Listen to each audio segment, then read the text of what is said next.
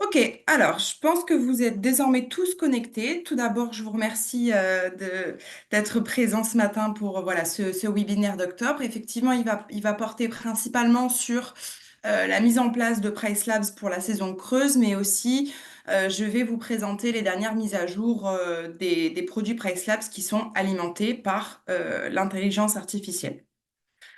Alors, dans un premier temps, avant qu'on rentre dans le vif du sujet, alors je vais déplacer mon icône, comme ça vous allez pouvoir scanner le QR code. Effectivement, si vous n'êtes pas au courant, en France, nous organisons deux webinaires hebdomadaires. OK? Le premier porte sur la configuration de vos propriétés dans Price Labs. Ce webinaire, il porte effectivement sur tout le paramétrage et entre guillemets les premiers pas avec Price Labs. Et le second webinaire porte sur les stratégies de tarification avancée. Donc je vais laisser cette slide quelques secondes, histoire que vous puissiez, pour ceux que ça intéresse bien sûr, scanner le QR code et on va pouvoir passer à la suite. Ok, alors j'imagine que c'est bon. Alors, aujourd'hui, qu'est-ce qu'on va voir ensemble? Plusieurs choses. Dans un premier temps, effectivement, on va regarder comment on peut s'adapter à la saison creuse. Tout simplement, on va essayer de comprendre ensemble ce qu'il se passe sur votre marché. On va transformer les graphiques qui sont disponibles sur Price Labs en phrases assez simples et assez courtes. Et ensuite, on va regarder effectivement comment modifier les durées de séjour si besoin est.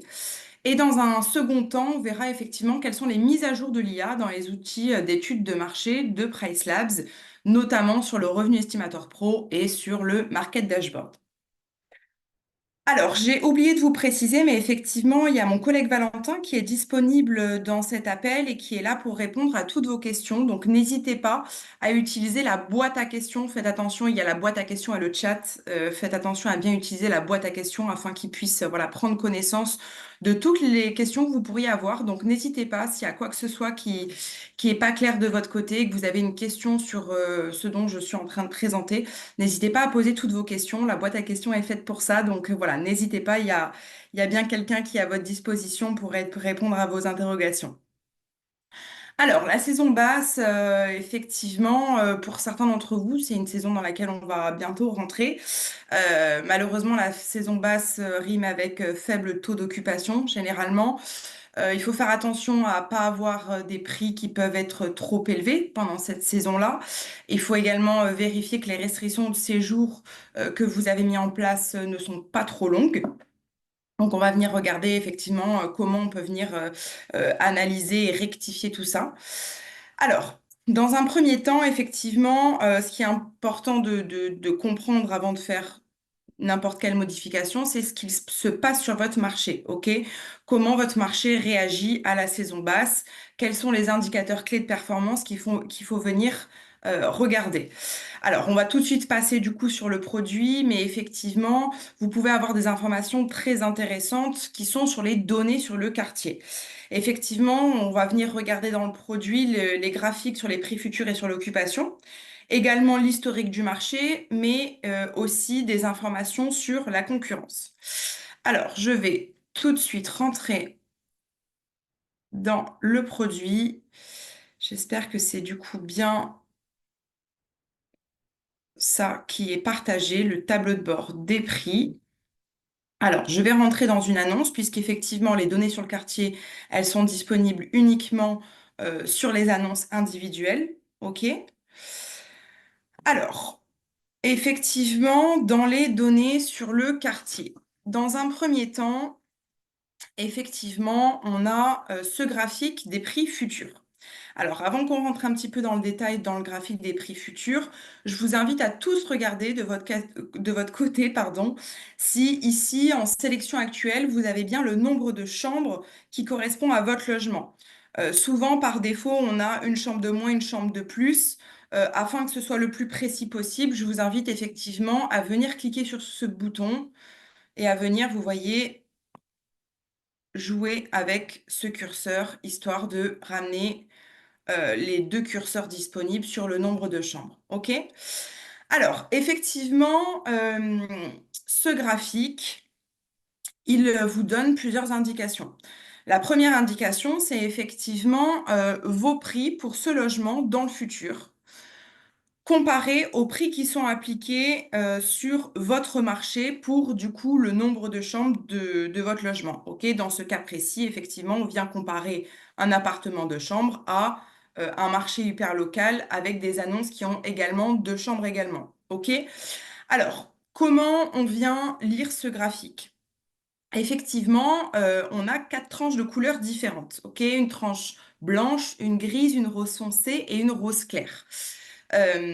Chaque tranche représente du coup la tranche de prix appliquée pour une date spécifiquement. Si je prends par exemple, voilà, la nuitée du 7 décembre. Alors, 448 prix final. Effectivement, ça représente le prix euh, pour mon appartement pour cette nuitée-là. Donc, effectivement, je suis à 448 euros. Ensuite, si on prend effectivement la ligne d'en bas, 283 prix du marché au 25e centile, qu'est-ce que ça veut dire? Ça veut dire qu'il y a 25% du marché qui, pour cette nuit-là, donc la nuit du 7 décembre prochain, a mis un prix de 283 euros ou moins. Ensuite, on a du coup la tranche grise qui représente les 25% autres du marché qui, effectivement, ont mis un prix entre 283 et 348 euros. Ainsi de suite pour les deux autres tranches de couleurs. Donc, effectivement, quand on prend un peu de recul sur le graphique, ça nous donne un peu une idée de notre positionnement en termes de prix vis-à-vis des annonces concurrentes qui sont aux alentours de la nôtre. OK? Pour info, effectivement, on vient comparer 350 annonces qui sont aux alentours de chez vous. OK? Donc, effectivement, ici, vous pouvez effectivement prendre certaines mesures si vous estimez effectivement que vous êtes trop sur les tranches roses et pas assez sur la tranche grise ou la tranche blanche. Vous pouvez venir facilement ajuster vos prix. OK? Ensuite, le graphique d'occupation.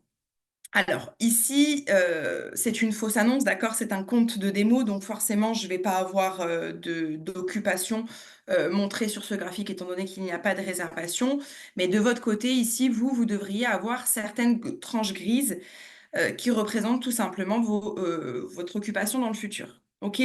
Ce qui est intéressant de venir regarder, effectivement, c'est l'occupation du marché qui est symbolisée par la courbe rouge. Ça vous donne effectivement une indication sur l'occupation future. Ce qui est intéressant de venir regarder sur ce graphique, c'est les données de l'année dernière. Donc, quand je viens cocher ici cette petite case, j'ai deux nouvelles courbes qui sont apparues. Une courbe grise en continu et une courbe grise en pointillé. Alors, pourquoi c'est intéressant de venir regarder les données de l'année dernière? Tout simplement parce que déjà, ça vous donne une idée de comment se comporte le marché cette année vis-à-vis de N-1, mais également, ça vous donne une idée de la tendance last minute booking qu'il peut y avoir sur votre marché. Je m'explique. Alors, encore une fois, je prends une date au hasard, donc voilà, le 25 novembre, et je viens analyser du coup les chiffres que j'ai sur cette date-là.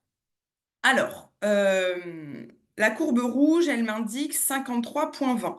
Ça, c'est l'occupation du marché actuel. Ok, à la date d'aujourd'hui, ce qui est déjà réservé pour cette nuitée-là, c'est 53,20%. C'est à peu près 4,6% de plus que l'an dernier. Effectivement, l'an dernier, à la date d'aujourd'hui, c'est-à-dire au 5 novembre 2003, ce qui était réservé, c'était 48,6. OK? Mais au final, ce qui a été réellement réalisé, c'est-à-dire une fois le 25 novembre passé, une fois qu'on avait toute la data, c'était 67,6. OK? Ce qui veut dire qu'effectivement, il y a eu à peu près, on va dire, à peu près 20% qui a été réalisé en 20 jours, puisqu'on est le 5 novembre et que là, on est en train de regarder le 25 novembre. OK? Alors, pour ces deux graphiques, vous avez un bouton ici, OK, qui s'appelle AI Insight et qui vous permet très simplement de venir avoir un résumé de ces graphiques en quelques lignes. Donc, ça permet, pour ceux qui ne sont pas très à l'aise effectivement avec les graphiques, d'avoir un petit résumé assez simple, assez court, voilà, sous forme de bullet points, de en fait tout ce qui est montré ici. Voilà, donc c'est quelque chose que je vous invite à venir regarder. C'est aussi quelque chose qui est fait pour que vous puissiez facilement partager ces informations avec vos collègues, voilà, votre équipe ou alors vos clients. Voilà, donc on a la même chose sur le graphique d'occupation, un résumé simple et clair du graphique, voilà, qui résume les chiffres et les tendances. OK. Ensuite, vous avez ici l'historique du marché. Alors, je m'excuse, ça n'a pas encore été traduit. Ça le sera très prochainement, mais voilà, je suis là aussi pour vous expliquer à quoi ces métriques correspondent. Alors, ici, voilà, vous avez 4 indicateurs clés de performance qui vous permettent, voilà, d'analyser un petit peu le marché. Donc là, vous avez du coup toute la data sur ces 12 derniers mois. OK? Donc, dans un premier temps, ici, vous avez l'occupation du marché. Vous avez l'occupation du marché, alors annuel ici, et ensuite vous avez un détail sur les 12 derniers mois. La même chose pour la fenêtre de réservation. Alors, la fenêtre de réservation, pour rappel, il s'agit du moment entre la date où la personne réserve son voyage et la date, pardon, où la personne rentre dans les lieux. OK? Donc, c'est la fenêtre de réservation. Et ici, encore une fois, vous avez une moyenne annuelle avec un détail mois par mois. OK? Market length of stay, ici, c'est tout simplement la durée de séjour des voyageurs. OK, donc là, on voit que c'est relativement linéaire. C'est principalement du 3 nuits, à part le mois de juin 2024 où les voyageurs sont restés 4 nuits. Et ici, vous avez du coup l'ADR, d'accord? Donc le prix moyen, à la nuitée, bien évidemment. Donc là, également, on a une moyenne annuelle avec un détail sur les 12 derniers mois. Alors ça, c'est très intéressant, notamment pour la basse saison, pour le length of stay. Je vous invite à regarder effectivement quelle est la durée de séjour sur laquelle restent voilà, les voyageurs en saison basse. Alors là, on est à Paris, donc c'est pas un très bon exemple. Mais voilà, pour les marchés qui connaissent une très forte saison basse, c'est très intéressant de venir regarder la durée de séjour. Comme ça, vous allez pouvoir adapter la durée de séjour via éventuellement les profils saisonniers euh, pour voilà, les mois qui sont relativement creux. OK? Et ensuite, vous avez ici le calendrier des concurrents. Alors, le calendrier des concurrents, ça vous permet tout simplement de venir analyser certains de vos concurrents vis-à-vis de votre logement.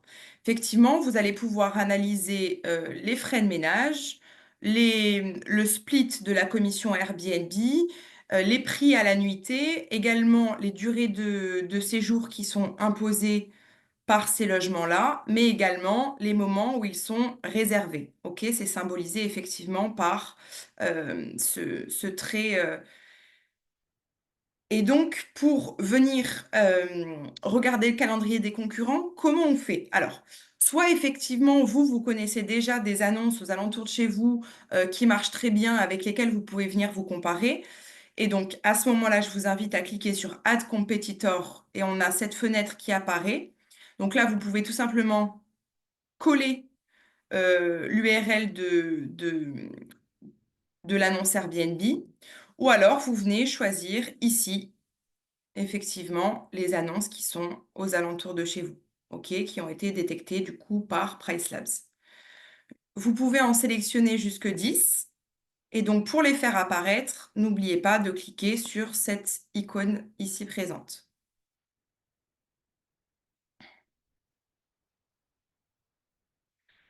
OK, alors, on va retourner ici sur la présentation. Donc, ça, effectivement, c'est ce qu'on vient de voir. Vous avez vu qu'effectivement, il était possible de transformer les graphiques en phrases simples grâce à l'intelligence artificielle qui est disponible. Et effectivement, voilà, c'est ce dont je vous parlais tout à l'heure. Il est possible, et on vous recommande d'ailleurs, d'adapter la durée de séjour en fonction de la demande et en fonction effectivement de cette saison basse qui s'annonce pour certains d'entre vous. Alors, désormais, on va regarder effectivement les mises à jour de l'intelligence artificielle qui sont disponibles dans les outils d'études de marché. Dans un premier temps, on va venir regarder le revenu estimator pro. Alors, effectivement, pour ceux qui ne connaissent pas le revenu estimator pro, c'est effectivement un produit qui est disponible sur PriceLabs qui vous permet de découvrir le potentiel de revenu d'un bien immobilier. Alors, ça peut être intéressant si vous-même vous êtes un investisseur et que effectivement vous avez peut-être envie d'investir sur un bien et vous voulez d'abord effectivement connaître le potentiel de revenu qui va être généré dans le futur. Ça peut être aussi intéressant si vous êtes une conciergerie, un gestionnaire de biens immobiliers et que vous voulez voilà, convaincre peut-être un propriétaire de laisser son bien en gestion chez vous avec une estimation qui se veut juste, réaliste et surtout hyper précise. Alors voilà, effectivement, vous allez bénéficier d'informations qui sont basées sur les données pour prendre des décisions plus judicieuses en matière d'investissement immobilier. Alors là encore, on va du coup rentrer sur le produit. Alors, pour information, le revenu estimator pro, il est disponible ici, OK, dans Market Research. Voilà, vous avez la possibilité d'aller sur Market Dashboard ou sur Revenu Estimator Pro. Donc, je vous invite à cliquer sur Revenu Estimator Pro. Alors, c'est en train de charger, mais effectivement, vous allez voir que on va arriver directement sur une estimation. Excusez-moi, c'est un peu lent, ça charge, mais ça arrive. Alors, pour information, effectivement, le revenu estimateur pro, c'est un produit qui est payant, mais pour ceux d'entre vous qui viennent de débuter avec PriceLabs, sachez-le, vous avez 2 crédits gratuits.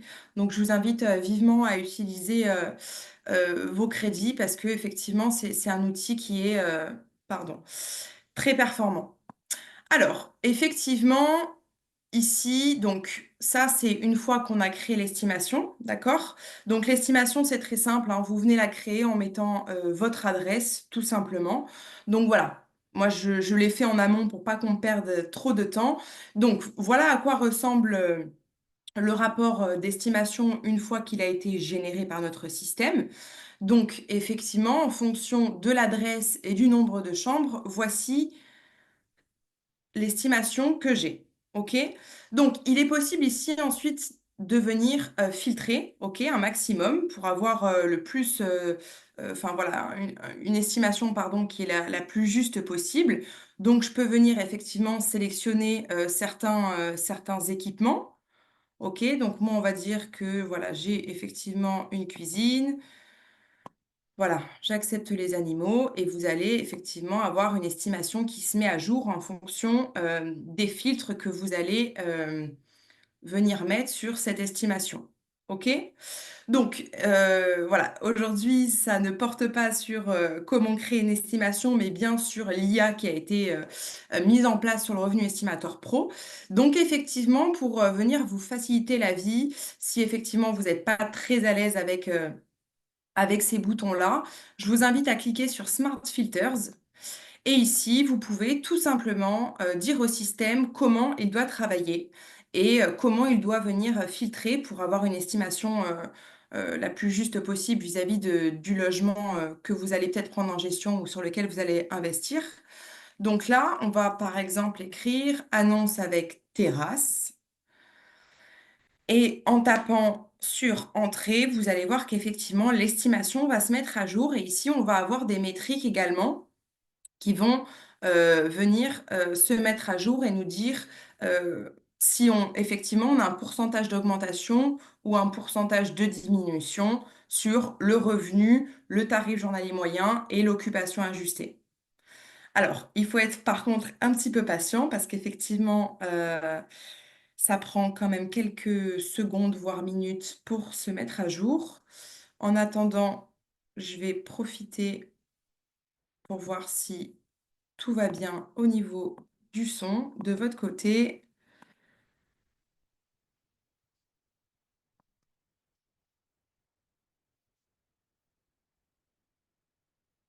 Ok, ça a l'air d'être bon.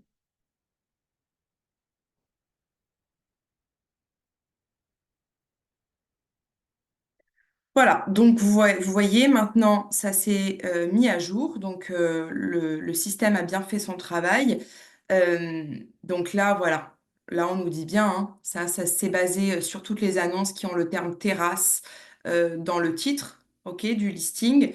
Et donc effectivement, on voit que lorsqu'il y a une terrasse, il y a des revenus mensuels qui sont plus important, à peu près 23% de plus que si je n'avais pas de terrasse, que toutes les annonces qui n'ont pas le mot terrasse, en fait, tout simplement dans le titre de leur annonce. Pareil, on a une augmentation pour le tarif journalier moyen et on a une occupation qui est légèrement plus importante également. OK? Alors, bien évidemment, vous avez la possibilité de venir télécharger l'estimation. Donc, je vous invite à cliquer sur Download une fois que vous avez fait effectivement ce qu'il fallait en termes de filtrage. Et désormais, on va passer au Market Dashboard. Alors, le Market Dashboard, pour ceux qui ne connaissent pas encore cet outil, c'est tout simplement un tableau de bord du marché. Ça vous permet d'avoir une vision beaucoup plus large d'un certain marché. Donc, encore une fois, c'est à vous, ici, en venant créer le tableau de bord, de renseigner une certaine adresse. Comme ça, après, Labs va faire un boulot de recherche sur une zone géographique qui est bien précise. Et donc, ici, effectivement, vous allez avoir de la data sur notamment l'offre, la demande, les habitudes de réservation, mais également les équipements les plus utilisés. Donc, là encore, je vais venir, du coup, vous montrer. Donc là, on a le Market Dashboard qui arrive. Pour rappel, le market Dashboard, on le trouve dans Market Research, OK? Au même titre que le Revenu Estimator Pro. Donc effectivement, là encore une fois, en amont, je suis venue créer un Market Dashboard parce que ça prend plusieurs minutes à venir se générer, donc je voulais pas perdre de temps. Mais sachez-le, à partir du moment où vous allez créer votre Market Dashboard, ça va venir prendre plusieurs minutes avant de se créer. Donc voilà, soyez patient. C'est pas que ça n'a pas marché, c'est qu'effectivement le logiciel prend pas mal de temps pour venir scraper toute la data. Alors ici effectivement, on a un exemple de market dashboard. Donc sur une adresse bien précise, on a voilà de la data qui s'est générée et donc on sait qu'effectivement dans ce secteur-là, on a plus de 2000 annonces qui sont actives. Voilà, ça c'est le nombre de réservations. Donc là, attention, hein, on est bien sur les 365 derniers jours. Vous avez bien évidemment la possibilité de filtrer sur les 30 ou sur les 7 derniers jours. OK? Vous est présenté voilà, la carte du logement et l'ensemble des concurrents sur laquelle on se base pour faire cette étude. Donc là, on voit bien hein, que le rayon qui a été choisi pour cette annonce, c'est 0,5 km.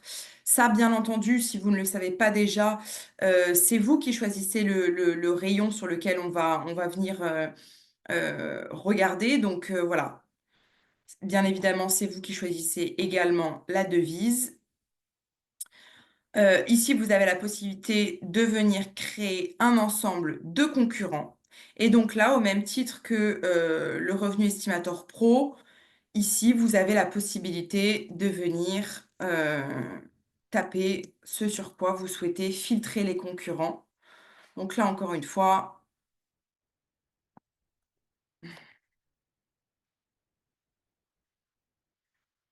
je vous invite à utiliser l'IA pour tout simplement vous faciliter la vie. Et donc, vous allez voir qu'effectivement, voilà, ça s'est mis à jour. Et maintenant, on vient se comparer uniquement aux annonces avec terrasse. Alors, ici, je vous invite à venir enregistrer cet ensemble de concurrents. Pourquoi? Parce qu'effectivement, ça peut être intéressant depuis les données sur le quartier, d'accord? Donc, les données sur le quartier, pour rappel, c'est ce qu'on a vu au tout début de cette présentation. Vous pouvez du coup venir vous comparer directement avec cet ensemble de concurrents. Je vais vous montrer comment faire dans un instant. Je vous explique déjà comment effectivement venir, voilà, créer cet ensemble de concurrents et le sauvegarder.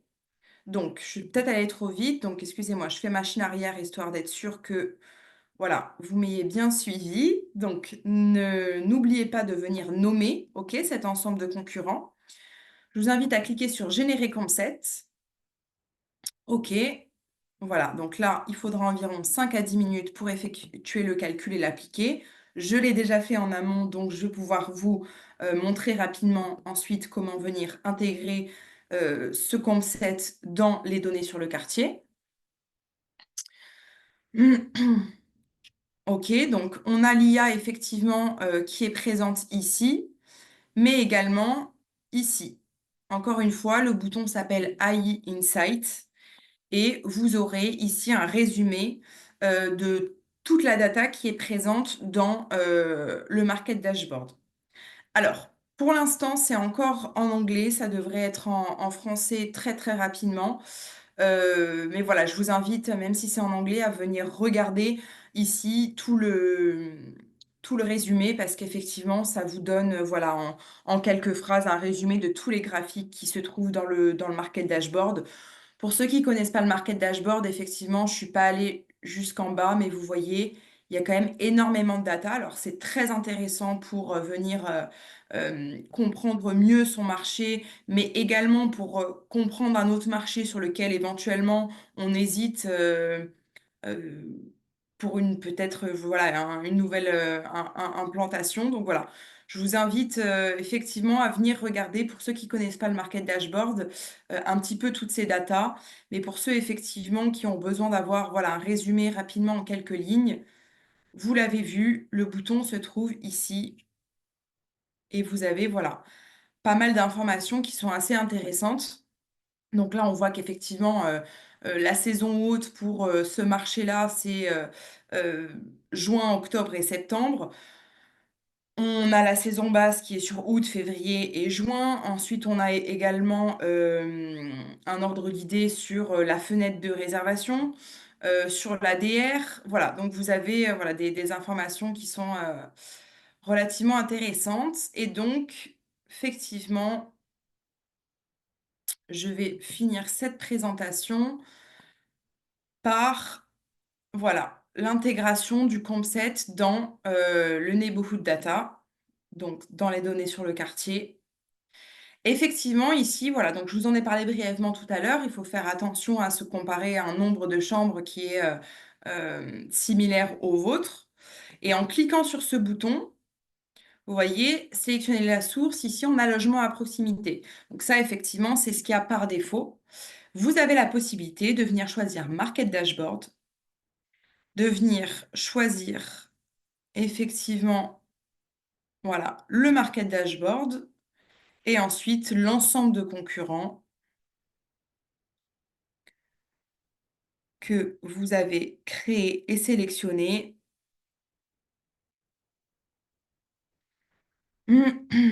Ah oui, celui que j'avais créé, c'était pour Paris. OK. Bon, ici, vous verrez du coup l'ensemble de concurrents annonce avec terrasse. OK? Et vous allez voir que, donc voilà, ça c'est un test, ça va marcher quand même. Et vous verrez qu'effectivement, on va avoir des graphiques forcément qui changent.